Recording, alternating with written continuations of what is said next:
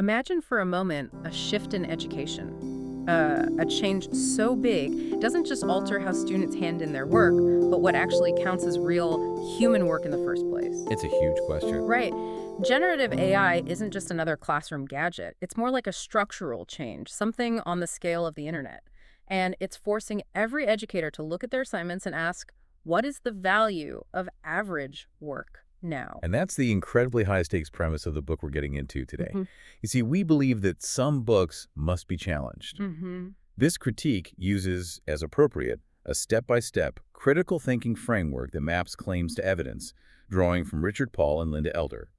We also apply an intellectual framework from the works of Mortimer J. Adler. And we use the Golden Rule and the U.S. Preamble to identify any ethical asymmetries, and then we wrap it all up with a logical analysis for a balanced conclusion. And just so you know, you are experiencing a unique two-host AI conversation powered by Google's NotebookLM for a deeper, more dynamic book critique. The book is Teaching with AI by Jose Antonio Bowen and C. Edward Watson.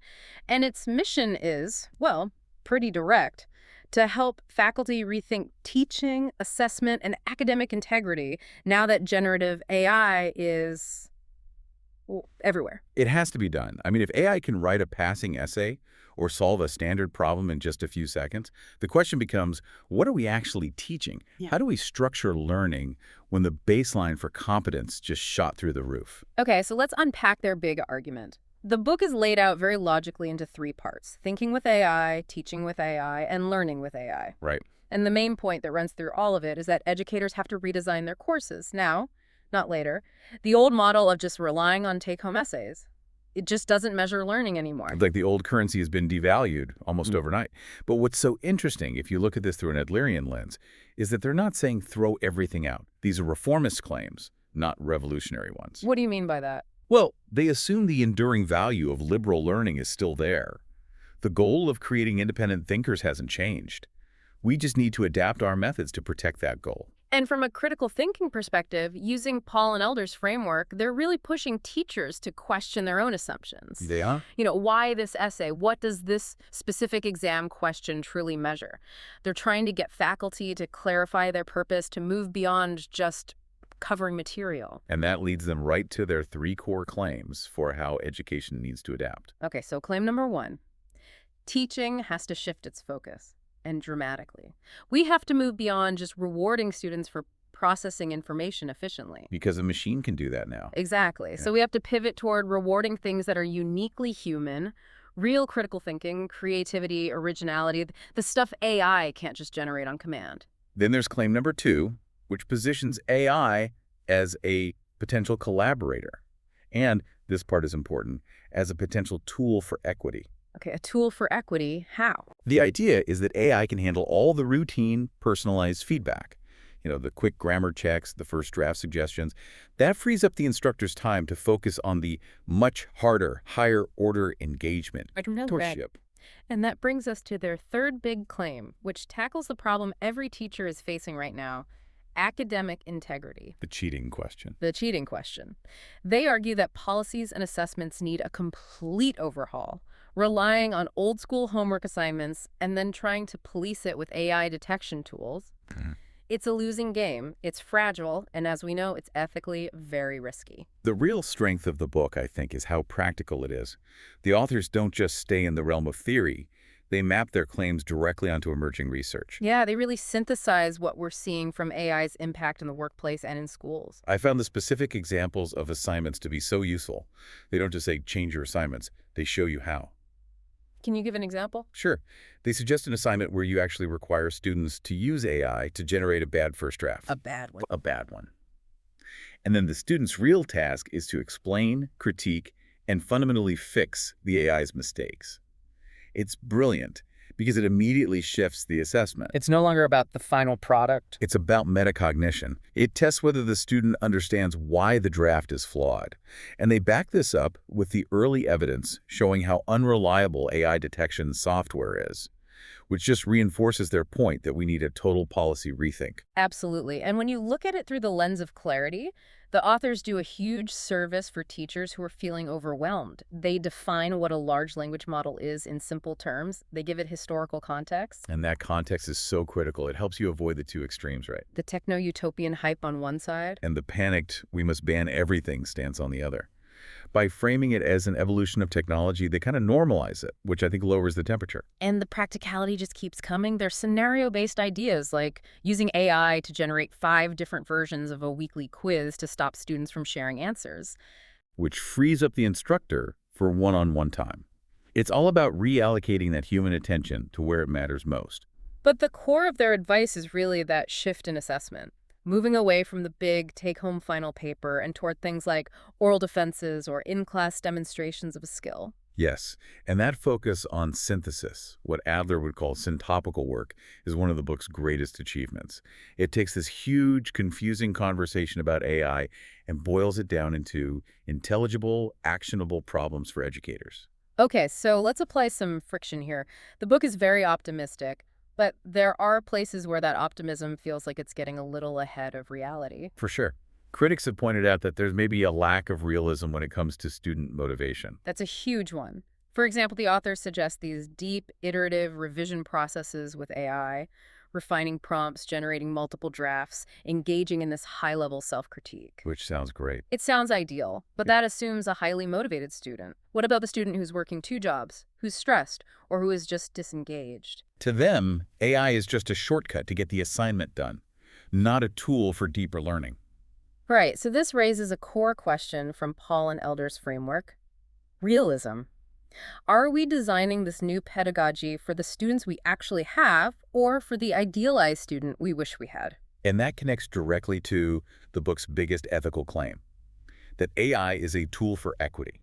That is a massive statement. It is, and I want to push back on that a little. I mean, if AI can give instant language support to a student who needs it, or help someone who lacks resources generate a better draft, isn't that inherently an equitable benefit? It seems to level the playing field. That is the plausible possibility, and it's a powerful one. But the evidence so far is really mixed. The potential is there, but the real world has obstacles. Like what? Well, we have to consider the language bias baked into the models themselves. They perform differently for non-standard dialects. And then there's the resource gap. Not every school can afford premium AI access or the training to use it well. So if we're applying a strict logical analysis, the authors are maybe making a bit of a leap. I think so. They move from AI can personalize feedback to the much stronger conclusion that AI is a tool for equity without fully mapping out all the safeguards needed to actually make that happen. It's more of an aspiration than a current reality. Okay, let's stick with ethics and use the golden rule as our standard. Would we want the policies we create for others applied to us? On that front, the book scores really high by criticizing those harsh, detection-heavy policies. That's a huge ethical win for the book. I mean, no faculty member would want their own work constantly flagged by some buggy, opaque system leading to false accusations. Of course not. It would be intolerable. So by pushing against that punitive mindset, they're really advocating for a baseline of respect. But on the flip side of that, there's the push to make AI the new baseline and to raise the standards for originality. If we raise that bar without providing enough support, We create new pressures. and those pressures never fall evenly, do they? Think about second language learners or students with disabilities or anyone who doesn't have a strong writing background. Now they have to clear a much higher bar just to show they're competent. Which raises questions about fairness and consistency.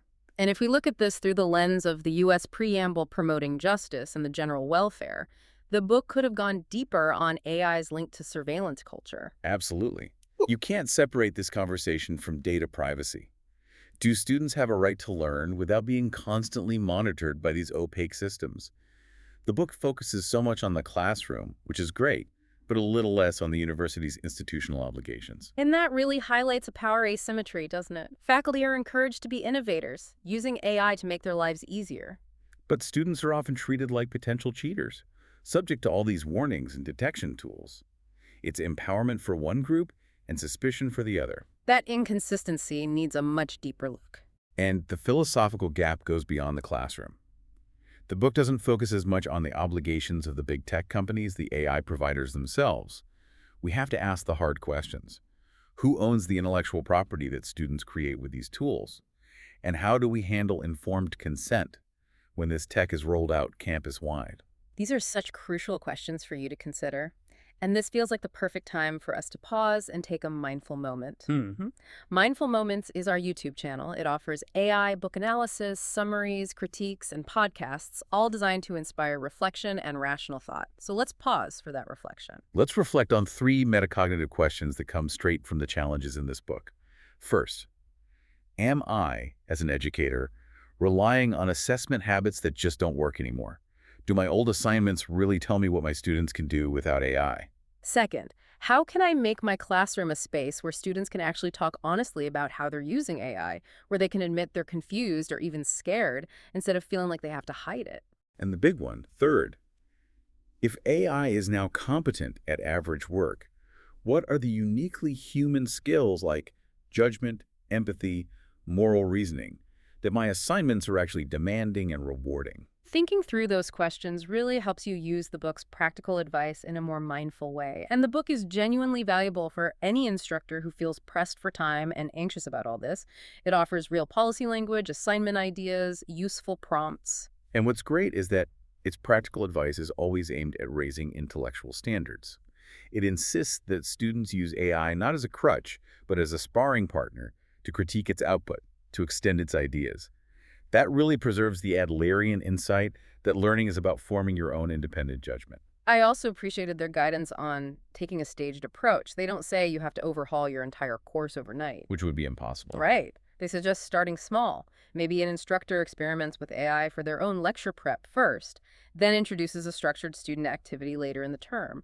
It makes the whole process feel manageable. And the concrete advice on redesigning assessments, using reflection logs, drafts, in-class discussions, it's all very robust. It's about communicating learning goals, not just leading with threats. So let's bring this to our final logical analysis. The book presents a very coherent narrative. AI is here, it changes everything, so teaching has to change. The internal structure is solid. It is, but we have to point out the main wobble in the argument, and that's the extrapolation from promising small-scale practices to this sweeping systemic optimism. So, for example, the claim about AI closing the equity gap. Exactly. It's framed more as a directional truth, not as a contingent hypothesis that depends on a lot of other things, like funding, access, and policy choices. So, a critical reader needs to separate what is supported by evidence right now from what is theoretically plausible and what is just purely aspirational. Precisely.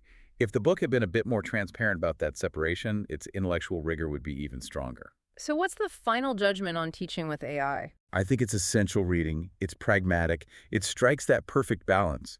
It's not a techno-utopian fantasy, but it's not alarmist either.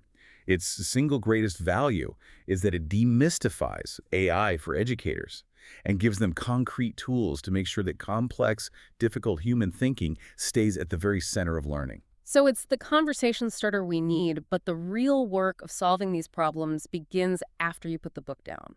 That's the perfect way to put it. Yeah. You have to approach this book with the same critical mindset it asks students to have. Test its ideas against your own reality, probe the equity and privacy issues even more deeply, and resist treating AI as either a savior or a villain.